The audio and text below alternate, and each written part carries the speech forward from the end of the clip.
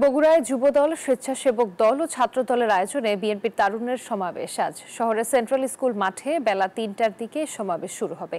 এই সমাবেশে প্রধান অতিথির বক্তব্য রাখবেন বিএনপির স্থায়ী কমিটির সদস্য নজরুল ইসলাম খান। এরই মধ্যে সব প্রস্তুতি শেষ করেছেন সংশ্লিষ্টরা। সকাল থেকে রাজশাহী ও রংপুর বিভাগের জেলাগুলো থেকে দলীয় নেতাকর্মীরা আসতে শুরু করেছে। রাজশাহী ও রংপুর বিভাগের লক্ষাধিক তরুণের সমাগম ঘটাতে চায় আয়োজকেরা। এইবার আসলে আমরা খুব স্বতঃস্ফূর্তভাবে অংশগ্রহণ করতেছে নেতাকর্মীরা। রাজশাহী ও রংপুরের এই তারুণ্যের সমাবেশ নিয়ে গোটাল বগুড়ার মানুষ উচ্ছ্বাসিত। এইরকম সমাবেশ এর আগে হয়েছে, কিন্তু তার চেয়ে বেশি লোক সমাগম হবে এই আশা প্রত্যাশা করতেছি। আমাদের নেতা মরহুম শহীদ প্রেসিডেন্ট জিয়া রহমান যান বলেছেন, দুটি হাতকে কর্মের হাতিয়ারে পরিণত করতে হবে। তেমনি আমাদের প্রিয় নেতা দেশনায়ক তারেক রহমান এই তরুণদেরকে কাজে লাগিয়ে এই দেশকে সামনে এগিয়ে নিয়ে যেতে চান, সমৃদ্ধশালী করতে চান। এ বিষয়ে বিস্তারিত জানাতে আমাদের সঙ্গে যুক্ত হচ্ছেন সহকর্মী আব্দুস সালাম বাবু। বাবু, সমাবেশে নেতাকর্মীদের উপস্থিতি কেমন দেখছেন, আর সমাবেশ ঘিরে শেষ মুহূর্তের প্রস্তুতি কেমন দেখছেন?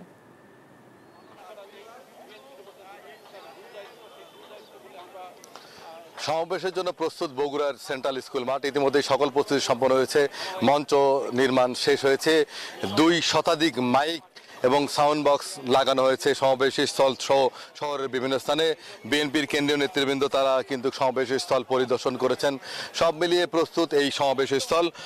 দুপুরের মধ্যেই কানায় কানায় পরিপূর্ণ হয়ে যাবে এই সমাবেশ স্থল। বেলা 3টা থেকে বগুড়ায় আজকে রাজশাহী এবং রংপুর বিভাগের এই সমাবেশ অনুষ্ঠিত হবে।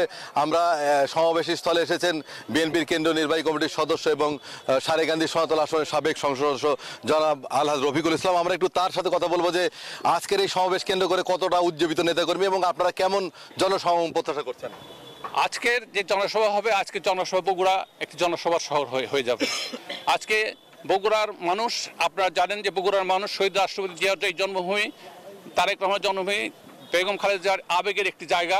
এই বগুড়াকে কেন্দ্র করে আজকে মানুষ উৎকণ্ঠিত হয়ে আছে, মানুষ সবাই উদ্বেলিত হয়ে আছে এই জনসভাকে আসার জন্য।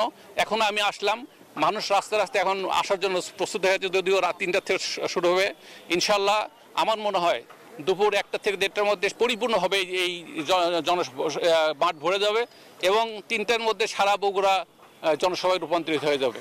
ধন্যবাদ কাজী রফিকুল ইসলাম। তিনি বলছিলেন যে বগুড়ায় আনন্দ উচ্ছ্বাস বিরাজ করছে। আপনাকে জানিয়ে রাখি, বগুড়া আজকের এই সমাবেশে প্রধান অতিথি হিসেবে উপস্থিত থাকবেন বিএনপির স্থায়ী কমিটির সদস্য নজরুল ইসলাম খান, বিশেষ অতিথি বিএনপির সিনিয়র যুগ্ম মহাসচিব রুহুল কবির রিজভী সহ যুবদল, ছাত্রদল, স্বেচ্ছাসেবক দলের নেতৃবৃন্দ বক্তব্য রাখবেন।